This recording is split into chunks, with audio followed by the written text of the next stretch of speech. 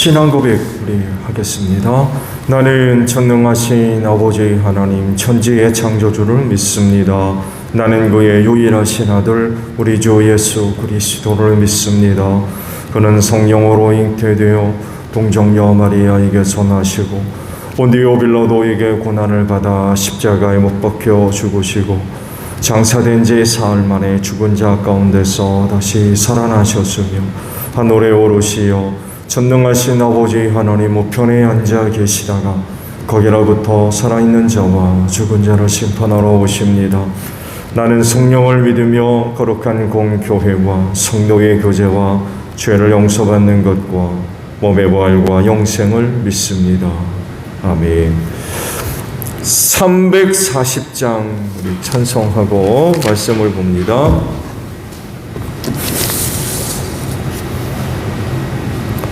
찬송가 340장입니다.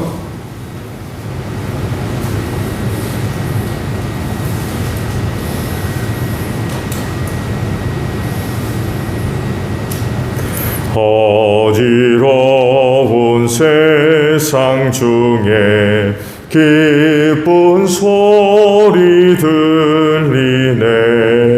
예수 말씀하시기를 믿는 자여 따르라. 세상 헛된 신과 영화 모두 내어버렸네. 예수 진리하신 말씀 날도 귀히 여겨라. 기쁨 때나 슬픈 때나 바쁜 때나 틈날 때 예수 진리하신 말씀 날도 귀히 여겨라.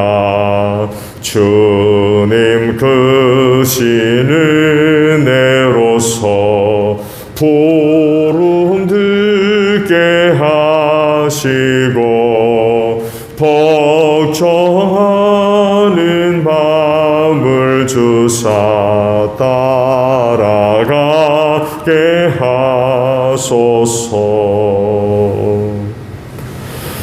말씀을 봅니다. 사무엘상 1장 19절에서 마지막 절까지 봅니다. 사무엘상 1장 19절로 마지막 절이에요. 다음 날 아침 그들은 일찍 일어나 주님께 경배를 드리고 나서 라마에 있는 집으로 돌아왔다. 엘가나가 아내 한나와 동침하니 주님께서 한나를 기억하여 주셨다. 한나가 임신을 하고 달이 차서 아들을 낳았다. 한나는 주님께 구하여 얻은 아들이라고 하여 그 아이 이름을 사무엘이라고 지었다. 남편 엘가나가 자기의 온 가족을 데리고 주님께 매년 제사와 서원 제사를 드리러 올라갈 때가 되었을 때에 한나는 함께 올라가지 않고 자기 남편에게 이렇게 말하였다. 나는 아이가 젖을 때까지 기다렸다가 젖을 뗀 다음에 아이를 주님의 집으로 데리고 올라가서 주님을 뵙게 하고 아이가 평생 그곳에 머물러 있게 하려고 합니다. 나는 그 아이를 평생 낳으실 사람으로 바치겠습니다. 남편 엘가나가 그에게 대답하였다. 당신 생각에 그것이 좋으면 그렇게 하시오. 그 아이가 젖을 뗄 때까지 집에 있으시오. 주님께서 당신의 말대로 이루어 주시기를 바라오. 그래서 그의 아내는 아들이 젖을 뗄 때까지 집에 머무르면서 아이를 길렀다. 마침내 아이가 젖을 때니 한나는 아이를 데리고 3년 된 수소 한 마리를 끌고 밀가루 한 에바와 포도주가 든 가죽부대 하나를 가지고 실로로 올라갔다. 한나는 어린 사무엘을 데리고 실로에 있는 주님의 집으로 갔다. 그들이 수소를 잡고 나서 그 아이를 엘리에게 데리고 갔다. 한나가 엘리에게 말하였다. 제사장님, 나를 기억하시겠습니까? 내가 주님께 기도를 드리려고 이곳에 와서 제사장님과 함께 서 있던 바로 그 여자입니다. 아이를 낳게 해달라고 기도하였는데 주님께서 내가 간구한 것을 이루어 주셨습니다. 그래서 나도 이 아이를 주님께 바칩니다. 이 아이의 한평생을 주님께 바칩니다. 그런 다음에 그들은 거기에서 주님께 경배하였다. 아멘. 오늘 아침은요, 두 곳에 있는 말씀을 봅니다. 22절하고 24절의 말씀입니다. 22절은 하반절입니다. 나는 그 아이를 평생 나실 사람으로 바치겠습니다. 라는 말씀이고, 24절에 있는 말씀도 하반절입니다. 역시 한나는 어린 사무엘을 데리고 실로에 있는 주님의 집으로 갔다. 라는 말씀입니다. 믿음은 행함으로 확인이 되고 또 증명이 됩니다. 그래서 야고보서 말씀도 행함이 없는 믿음은 죽었다라고 말씀을 하시죠. 믿는다, 믿었다 하면서 행함으로 그 믿음이 증명되지 않으면 그 믿음은 가짜입니다. 한나가 가지고 있는 믿음은 어떤 믿음이었을까요? 겉으로 드러나는 것을 보게 되면 참 대단하다, 이런 그 평가를 할 수 있을 정도의 귀한 그런 그 모습을 보여주죠. 왜냐하면 무자한 여인이 서원을 하는데 아들을 주시면 그 아들을 나실인으로 삼아서 하나님께 드리겠다, 이런 그 서원을 하기 때문에 그렇습니다. 정말 그렇게 할 수 있을까? 지금은 무지하지만 정말 하나님이 그에게 아들을 주시면 그녀가 과연 그렇게 할 수 있을까?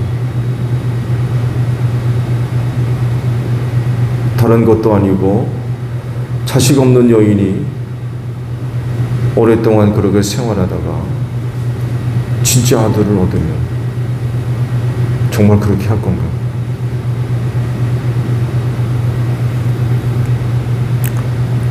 근데 소원대로 하죠. 한나의 이런 모습, 그의 믿음이 얼마나 대단한 것인가를 보여주고 있어요. 쉬운 일이 아니기 때문에 그렇습니다. 하나님께 서원한 것을 지킴으로써 자신의 믿음을 증명해 보입니다. 한나의 이런 그 모습을 보면서 위대한 신앙의 인물들을 성경에서 많이 찾아볼 수 있죠. 이와 비슷한 사건을 예를 들자면 구약에서 두 사람, 하나는 아브라함이고 하나는 바로 한나입니다.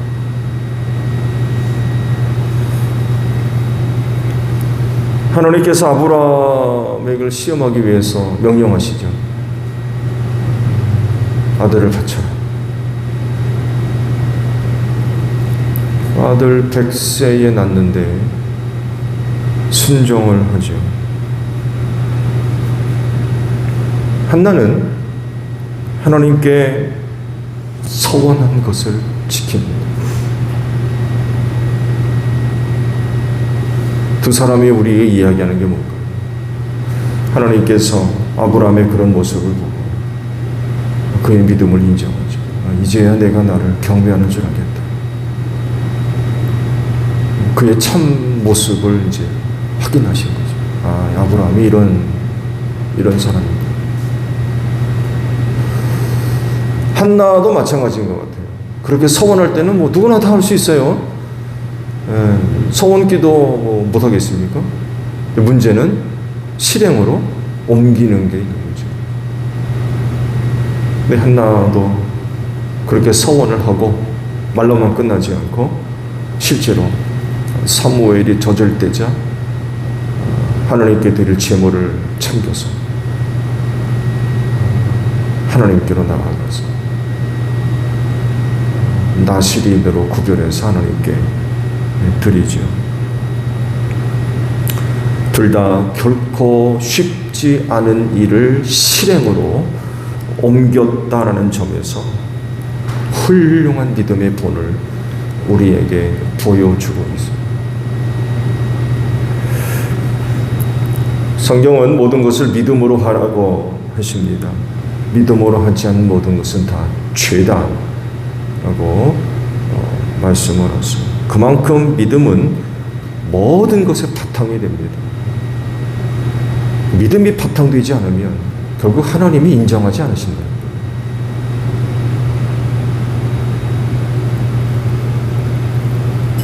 모든 일에서 하나님의 영광을 위해 하라고 그러잖아요. 뭐든지 하나님의 영광을 위하라. 그렇기 때문에 그 모든 일의 바탕에 믿음이 포함되어져야 되는 건 그건 마땅한 것 같아요. 하나님의 영광을 위해 그 모든 일을 감당하는 사람들이 믿음이 없이 한다. 믿음이 그 바탕을 이루지 않고 감정으로 여러 가지 생각으로 이게 나한테 실리적으로 이익이 될지 이런 거 주판 두드리면서 한다든지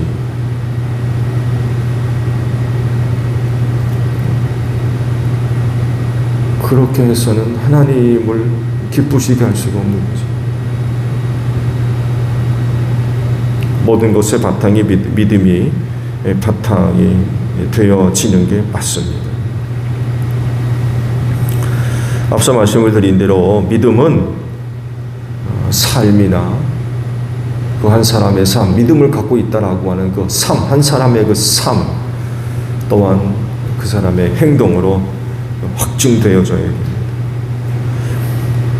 그래서 이런 것들 때문에 많은 그런 그 유혹, 어려움이 뒤따라. 다 경험들 하시죠? 왜냐하면 믿음을 따르는 삶이나 행동은 희생이 있기 때문에 그래요. 여러분, 희생 없는 삶 혹은 행동의 믿음은 이건 있을 수가 없습니다. 믿음을 갖고 뭔가를 한다라고 할 땐 그건 반드시 희생이 따라요.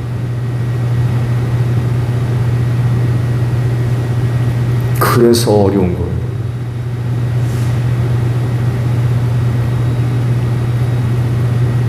쉽게 말하는 대로 공짜는 없습니다. 즉 믿음에는 공짜가 없어요. 왜? 삶이 있거든. 행동이 있고. 근데 무슨 공짜가 있어요? 믿음은.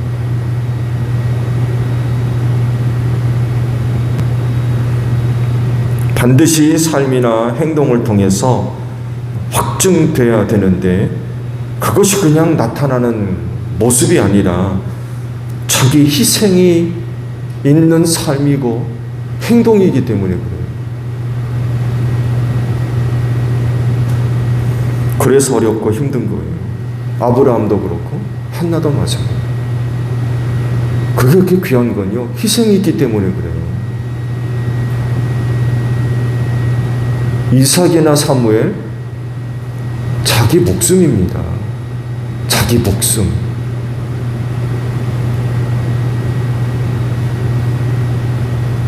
그렇지 않나요? 자기 목숨이에요.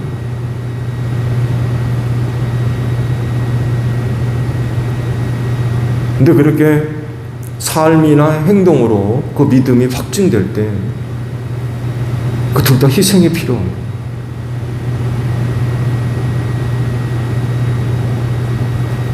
그래서 어려운 거예요.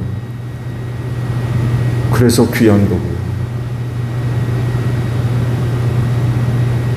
그래서 믿음이 삶이나 행동으로 확증된다는 건 쉬운 일이 아닙니다.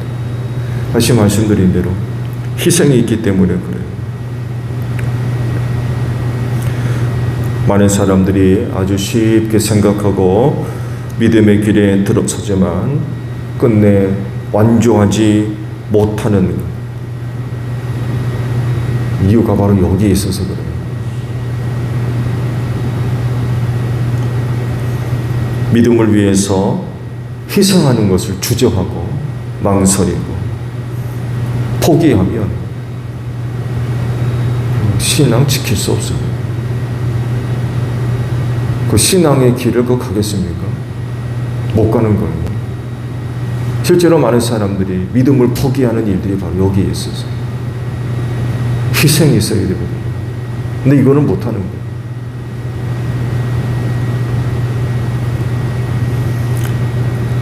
근데요, 희생을 각오하고 믿음을 따르면 그 자리에 하나님이 주시는 은혜가 나타나기 시작합니다. 자기 희생 속에 빛나는 보석을 하나님께서 숨겨 놓으시고 그 삶과 희생을 통하여서 그 보석들이 발견되는 거예요. 처음에는 믿음을 따를 때 정말 세상 끝인 것 같아요. 왜? 말씀드린 대로 그 믿음이 삶을 통해서 확증되어야 되는데 희생해야 되거든요. 이게 너무 어려운 거예요. 너무 고통스럽고 정말 세상이 끝이 됐다는 것 같은, 야 이건 믿음을 따르다가 이거 끝장나겠다. 근데 놀랍게도 하나님은 그 속에 값진 은혜들을 숨겨 놓으시는 거죠. 아브라함 보세요. 정말 아들을 바치라고 할 때 하늘이 노랬을 겁니다. 이건 뭐 진짜 세상 끝이죠. 근데 그런 희생 속에 하나님이 숨겨 놓으시죠. 순양을 숨겨 놓으세요. 이전에는 이런 은혜들이 여호와 이레로 준비되어 있는지를 전혀 몰랐어요. 그런데 막상 말씀에 순종해서 믿음을 따르니까 그런 보석 같은 은혜들이 발견됩니다.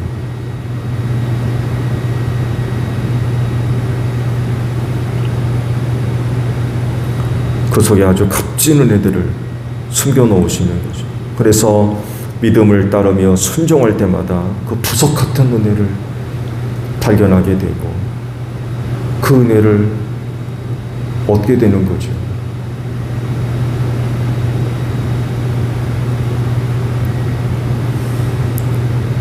믿음을 따르는 삶을 사십시오. 믿음을 따라가셔야 돼요. 끝까지 따라가셔야 되고 거기에 많은 희생이 따를 거예요. 요구하기 때문에 그래요. 희생 없는 삶, 순종, 이건 있을 수 없습니다. 기대할 수 없어요. 말씀드렸잖아요. 믿음은 공짜가 아닙니다.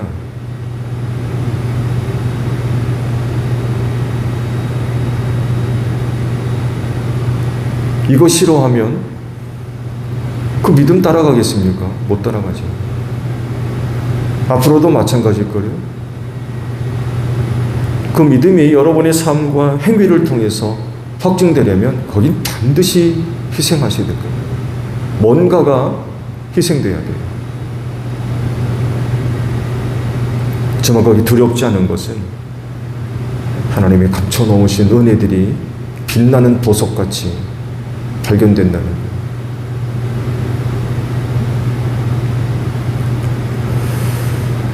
오늘 하루의 짧은 하루지만 역시 하루의 삶 속에서도 여러분이 갖고 있는 믿음이 확증되어져야 할 겁니다. 어느 곳에서 아니면 누구에게 믿음이 확증되어져야 할 그런 그 상황들이 반드시 있을 겁니다. 그때 믿음을 따라가십시오. 여러분의 삶을 통해서 또 생활들을 통해서 행위나 이런 것들을 통해서 그 믿음을 확증해 보이십시오. 그러면 그 속에서 준비되어 있는 하나님의 은혜를 발견하고 얻게 될 것입니다. 하나님 앞에 설 때까지 믿음을 따르는 삶을 살아가는 여러분들이 되시기를 바랍니다. 주기도만 합니다. 하늘에 계신 우리 아버지, 아버지의 이름을 거룩하게 하시며 아버지의 나라가 오게 하시며 아버지의 뜻이 하늘에서와 같이 땅에서도 이루어지게 하소서. 오늘 우리에게 일용할 양식을 주시고 우리가 우리에게 잘못한 사람을 용서하여 준 것 같이 우리 죄를 용서하여 주시고 우리를 시험에 빠지지 않게 하시고 악에서 구하소서. 나라와 권능과 영광이 영원히 아버지의 것입니다. 아멘. 기도합니다.